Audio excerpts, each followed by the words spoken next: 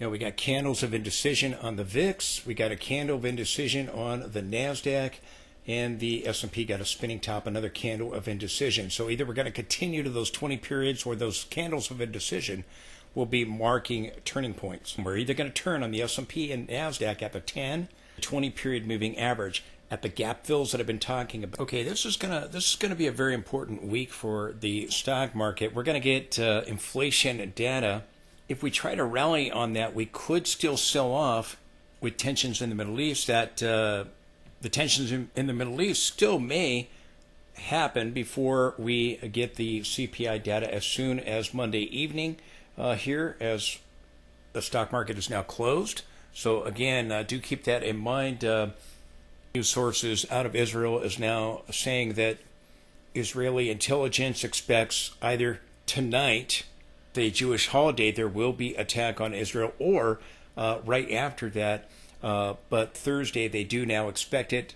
Previously had thought it would, the prior weekend, it was thought that either Iran was delaying because of the Olympics or rethinking it. Nevertheless, Israeli intelligence now expecting it either tonight or by Thursday. So again, if we don't get it immediately, we could try to rally with the inflation data, which is supposed to be tame based on the CPI. Wednesday before the market opens, we'll get the producer price index tomorrow before the market opens. And we do rally. Again, I'm expecting a turn off the 10, which we're at the 10 now, or the 20 period moving average if we rally further, moving towards that other gap on the S&P 500 and the NASDAQ. Regardless, whichever way it plays out, whether we turn here off the 10 period moving averages, whether we turn off the 20 period, expecting a sell-off. Do we get a sell-off? Those tensions in the Middle East and with the inflation data, or do we try to rally with the inflation data and then sell off with tensions in the Middle East? My signals still remain bearish. The herd that told us the sell-off wasn't going to happen, they were blindsided by it. They've told us now it's over, likely going to dump down to the 200 period moving averages and then bottom out and then get a massive rally. I think S&P is going to eventually move to a new high. NASDAQ has already peaked. We're going to get the inflation data Tuesday, Wednesday. So even if we do rally, fear of a regional conflict in the Middle East could rattle markets again. With Russia, but then when Russia invaded Ukraine, but then the markets bottomed out.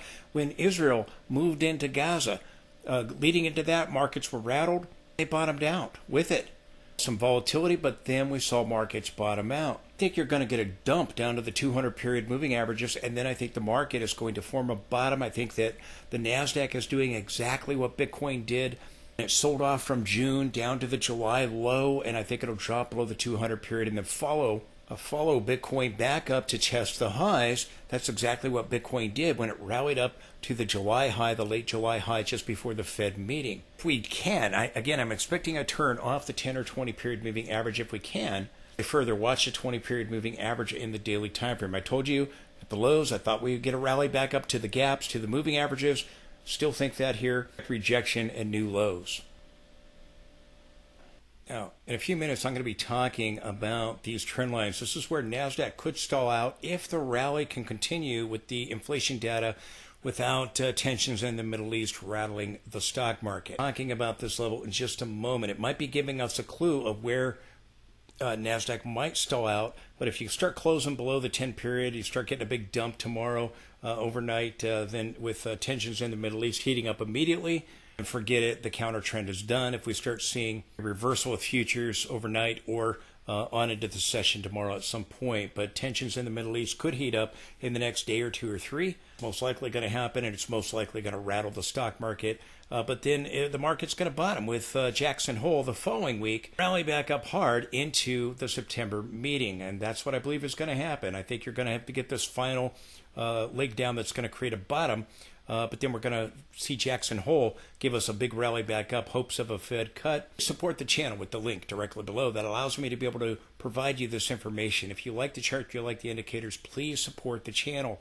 If you follow the link below to take you to a secured site, you can donate any amount you want.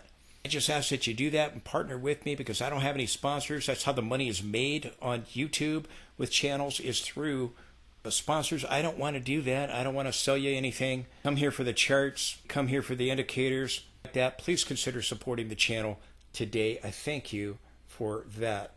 Watch the video all the way through. I'm going to be talking about these levels. Do we get tensions in the Middle East immediately, or is there a delay of a day or two gives us an inflation rally? That's what we're going to be talking about, and about the possibility of divergences forming still a rally towards the 20-period moving averages. Now, if Iran moves forward this evening, Jewish holiday, which again could be as soon as this evening. By the time you're watching this, it could already be happening. But the Israeli intelligence and the IDF and the news are telling the news sources that, hey, that it is going to happen, and it's going to happen either Monday night or after the Jewish holiday, Tuesday, Wednesday, on into Thursday. But they believe it'll happen by Thursday. I wait and not do it on the Jewish holiday to try to make them, let their guard down. Who knows? I'm talking about these geopolitical issues because sometimes they rattle the market. I think this one will. Now, again, we could either stall here at the 10-period moving average. We got a candle of indecision in the form of a spinning top. Or we could try to rally up to the 20-period moving average directly overhead and then turn down. Whether we turn down here off the 10 or whether we turn down off the 20, I think we're going back here to the 200-period moving average for a test. And I think that if we go higher, maybe the RSI goes closer to 50 and then we form the divergence, or maybe we just turn here off the 10. I don't know which one we'll turn off of, but my signals, which are correct, remain bearish. The herd told us this wasn't going to happen. Now the herd, when we were dropping here and here, they told us we were all going to die and the market was going to now collapse. And now we rally back up, and now they're telling, oh, it's over, it's over. Are very emotional, and they predict things after they happen. We've come up here, oh, it's over, putting each other on the back, saying how smart they were, buying the dip, when again, this probably isn't the bottom. It's probably a short-term bottom.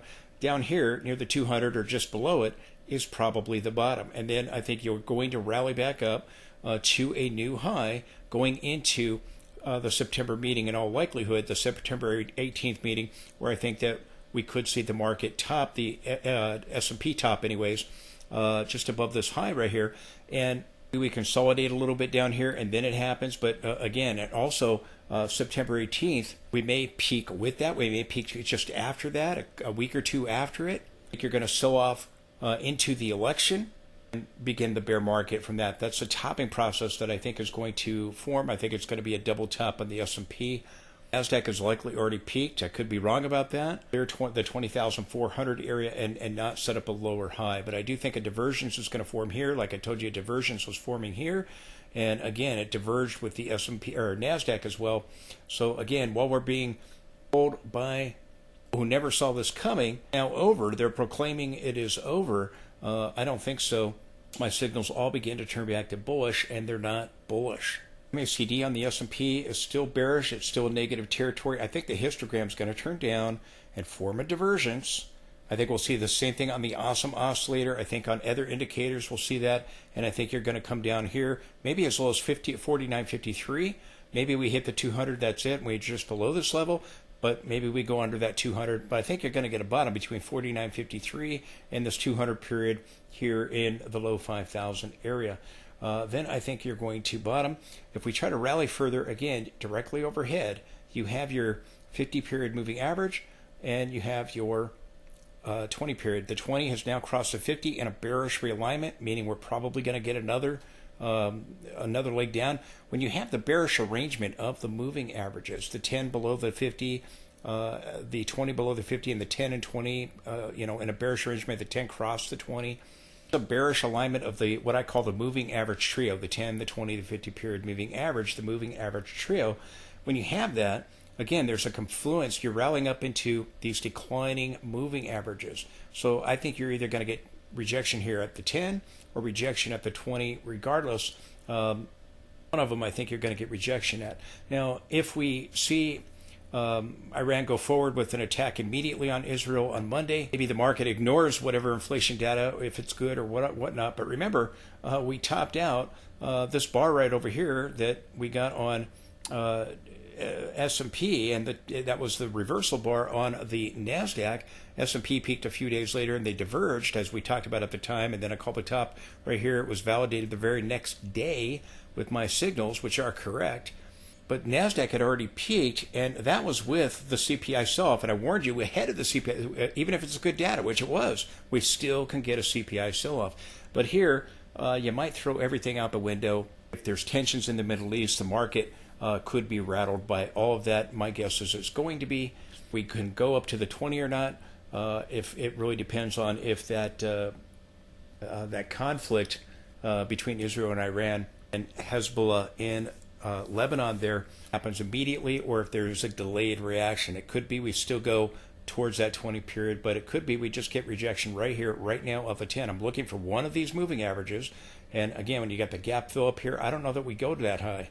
We may just go here. We may just go to gap resistance right here, which we're directly under right now, and stall right there if we try to rally.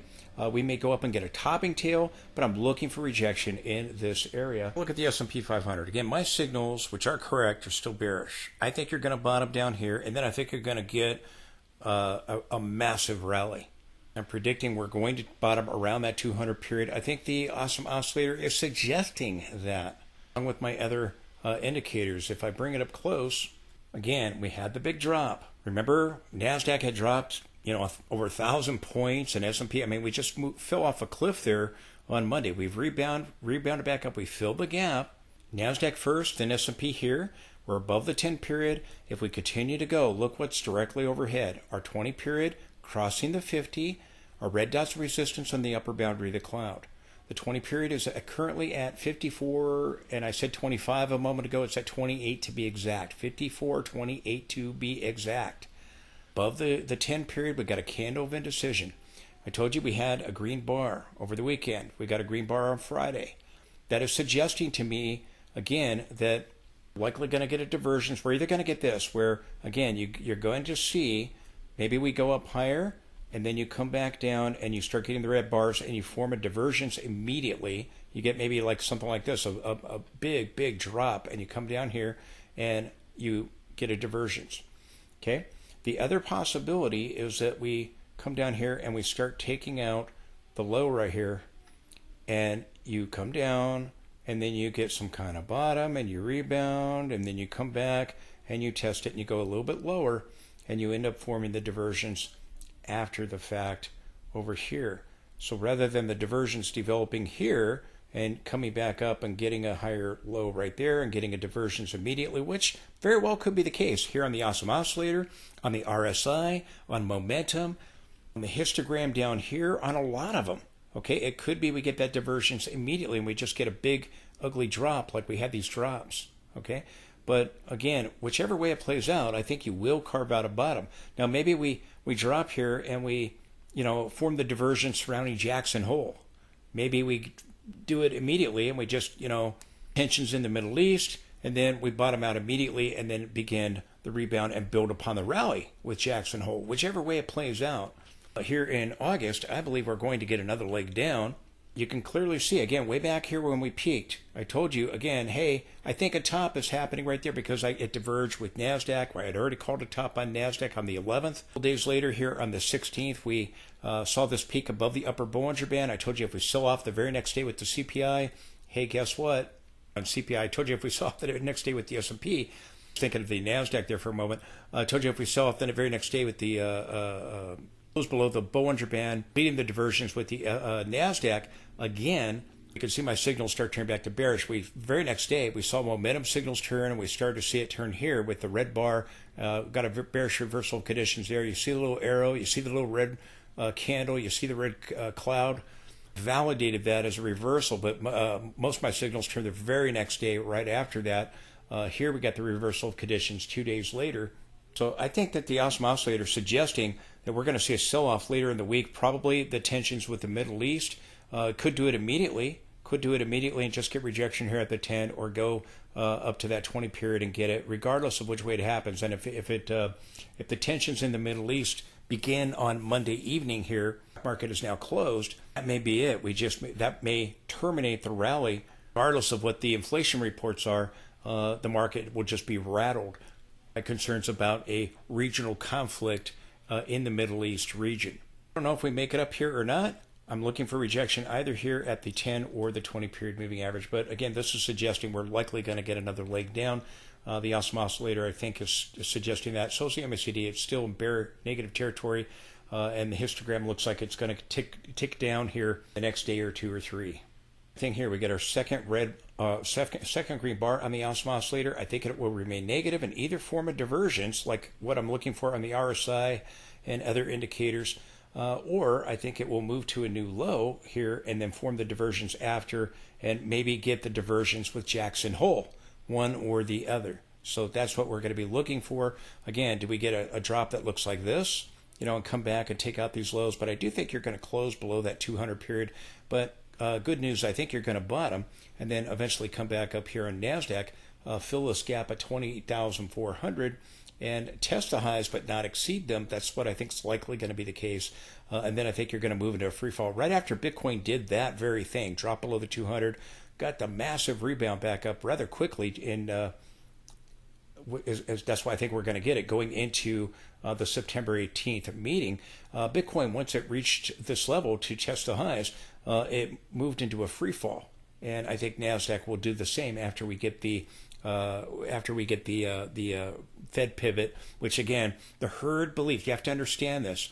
I was looking on social media, another guy about, hey, once we get that first rate cut, the market is going to just take off. And again, they believe that this stuff is bullish, and it's not. It's bearish. The Fed pause, which we have right now, is bullish, topping process, but the Fed pivot, meaning a rate cut, that's bearish for the market and will usher in the bear market. So again, my signals here on NASDAQ, the bars are still red. Again, here we saw the CPI sell-off that I was telling you about. The top back over here, told you I was looking for on the 10th that closed back below the upper Bollinger Band. A CPI sell-off, we got it. We're going to get the CPI later. Could the CPI give us another sell-off? It was good data. Maybe the market ignores it, focuses on the Middle East or whatever, or, just is rattled.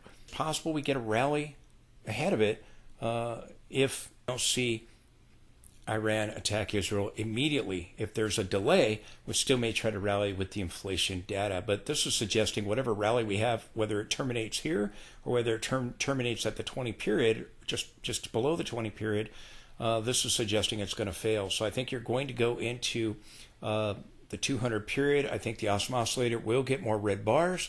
We'll see if we try to rally to the 21st towards the 20 or not here on NASDAQ and S&P. To be clear, again, once we bottom out, I think we will get a bottom rally into the Fed meeting. So let me be clear about that. I believe S&P is probably going to make a new high. I'm going to be looking for a bottom. See tensions in the Middle East heat up immediately. It comes in a day or two, then you still got a shot of a rally with the inflation data to form a bear flag on the S&P 500. No requirement that happens. If we turn off the 10-period moving average in the daily time frame, drop back below it and start turning down, then maybe that's all she wrote. But I'm just telling you, again, we filled the gap over here. Okay, we filled this gap right here at 43.45 on the S&P. We're going sideways. We got a candle of indecision. If we can get traction here, you have the gap resistance directly overhead. You've got the gap fill on an intraday basis right here around 54.10 with this low right here for this gap fill at 54.57. So again, if we continue to rally, I'll be watching this upper boundary going towards that next gap fill if we try to do it or not. No guarantee we do, but if you do, you form a bear flag going into the 20-period moving average on the daily chart. We'll see if that happens. This is the 15-minute chart here. Shot at it. We got the 50 back above the 200 here. 200 is still declining, but you got back above the 200 period in here, and so did the 50. So you got a shot at it. Could fail. We got it. We got above it over here too. I told you right there. We were going to that gap fill area at 55.56. I told you we were going to turn down off of that level, and boom, it happened. The very next day, I told you, and we got a immediate reversal and a very sharp decline. So again, no guarantee the bear flag plays out. We got the bullish cross here, but it quickly failed. I mean, right when we got the bullish cross, that was it. We turned down. So again, we could still see something like that if we see tensions in the Middle East heat up over the Monday night Jewish holiday there. 15-minute chart, we'll see what happens with that. The MACD go negative, or does it firm up here and we get a bigger rally? And again, if we rally up, we're probably going to get a topping tail. If we do get the rally with the inflation data, we'll probably see a topping tail with either the PPI or the CPI inflation data. Sometimes you rally with one and sell off with the other. Last time we sold off with good data, CPI, so we'll be watching that, but oftentimes off with one and rally with the other, or vice versa. 30-minute chart shows it really nicely here. Again, our bear flag pattern here. If no guarantee, but if you can rally up into maybe this intraday low here, this area, that could give us maybe a target of 54.10 to 54.25 or so, right in this range, if we don't fill this gap up here. So again, we'll be watching, and then again, you have gap resistance directly below that. So we'll be watching these areas. Again, you start selling off below the 10-period moving average, then again, that may be it with the candles of indecision in the daily time frame. But this is a shot of where we might go here. You got a shot of going here if the consolidation we had today, which gave us the candles of indecision, is a continuation pattern. 30-minute chart. Here's a 60-minute chart of the S&P. Now, again, I have the dotted black line here. Again, this being parallel with this lower boundary.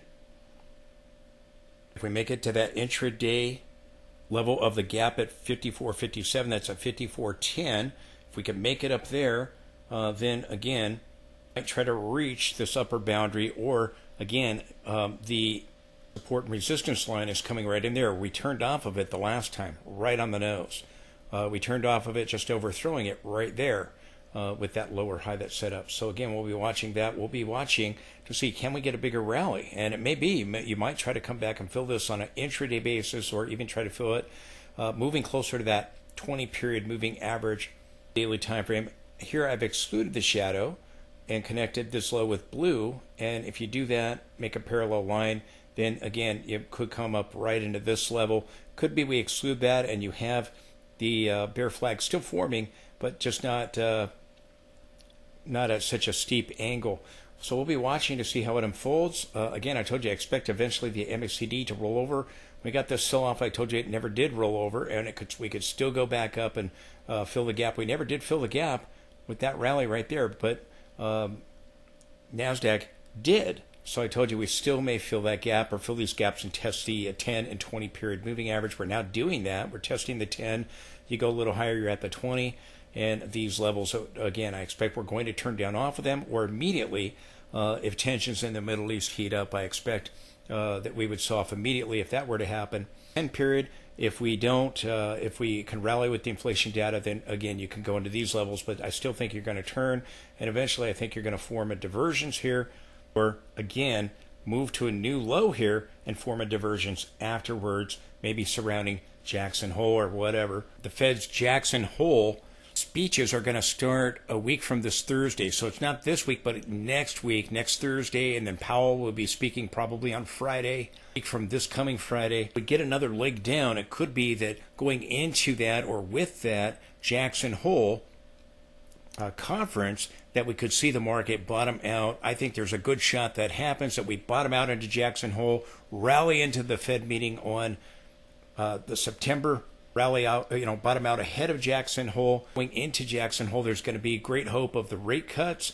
We'll get a big rally with that. Move off of whatever low is made, probably surrounding the 200 period on the S&P, or just under it, 1,000 area or high 4,900 area. And then I think you're going to rally into that rate cut September 18th, and either we'll peak with that or peak shortly after that. Historically, that has been the case. I think you get your market top, but I think it's going to be a powerful rally once we bottom out. But I think we're going to bottom out, get one more leg down, and bottom out. So again, the bear flag patterns, excluding the shadow, with the shadow, the gap resistance. We'll be watching these levels, where the intraday gap fill, which again is this level right here. So I'll be watching to see, do we get a bigger rally into the 5,400 area, into the low 5,400 area. And again, it could go into 54.10 to 54.25, or that just under that 20 period moving average, which currently at the moment is at 54.28. So it's going to keep dropping. So again, right around that 54.10 to 54.20 area, 25, 54.25, right in there, we could see if the rally can continue without losing the 10 period moving average. So we'll be watching, do we rally up into those levels and then turn down, or do we just turn down here and start dropping immediately below the 10 period moving average? We'll be watching either. It could play out either way. But again, I do expect that this rally is going to fail at these gaps, at the resistance levels as well, at the moving averages, at the 10 or 20 period moving average. Fibonacci retracements.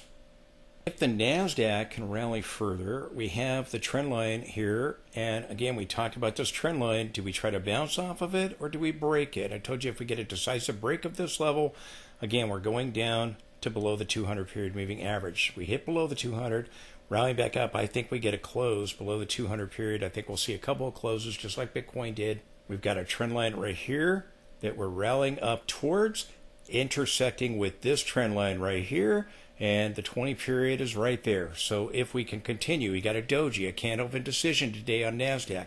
If we can continue, you're going to rally right up into these trend lines right here where they intersect and the 20 period moving average, and then likely come back down, take out the 200, and probably bounce and bottom surrounding after we'll probably bottom out, have the tensions in the Middle East, rattle the market, bottom out going into the next week with Jackson Hole. And Powell will be speaking a week from this coming Friday. In all likelihood, I believe it's on Friday. They move it to Thursday, but I believe it'll be Friday. I think you're going to get this massive rally back up to 20,400, probably overthrow it and fill this gap and form a double top pattern. But that's what as we go into the September 18th meeting. But you're right here at these trend lines. Back testing this one. I told you again, you had a shot right there of a bottom. Signals can turn back to bullish. We broke that level, and I told you, have the other trend lines on the weekly time frame, which I've been talking about and showing you those charts every day, which again is down in this area, down in here, into horizontal support and the rising trend line going further back beyond 2023. So again, back towards the bottom. So again, we've talked about this at great length of detail, but I think you're going to get another dump, and then I think you're going to get this massive rally back up, and then the roller coaster ride will continue, and we'll get a big dump like Bitcoin did right after we get this peak, right after the Fed cuts rates. We're going to get a massive dump. A week or two after, it may be with it, but historically, it happened before that the market's already peaked, or the Fed here. I think NASDAQ has already peaked. I think S&P will make a new high, and they will diverge from one another on the weekly chart. So again, if the RSI can go a little higher with the CPI, I think you get your diversions. I think you can come up to these trend lines. I think you get your dump, and then I think you get your bottom with Jackson Hole, and again rally into the Fed pivot, where they're going to lower rates September 18th, and then I think you're going to have your bear market. I think you can complete your topping process. That's what I think is likely going to be the case. These gaps back up here are going to fill. I think you're going to bottom in this neighborhood, but I think you get one more dump. My signals are still bearish anyways, causing me to believe we're going to get one more dump, but I'm watching these trend lines right here, and again, that 20 period is right, if I include the shadow, it's right there. I mean, look at that. Peak of stinking boo, huh? This trend line, you get the back test of this trend line, and you got your 20 period. If the rally can continue, you go a little bit higher into that 20 period. You go a little bit higher into this trend line right here, which is 19,000 area. Our 20 period for NASDAQ is just under 19,000 at 18,987. 18,987. Just a few points under 19,000. That's where I think we're going. I think we're going to rally up into those levels, and again, those trend lines of resistance. Bring up this trend line up close. You can see it again. Look at the downward trend line. It's coming right into that 20 period moving average. Here's our doji.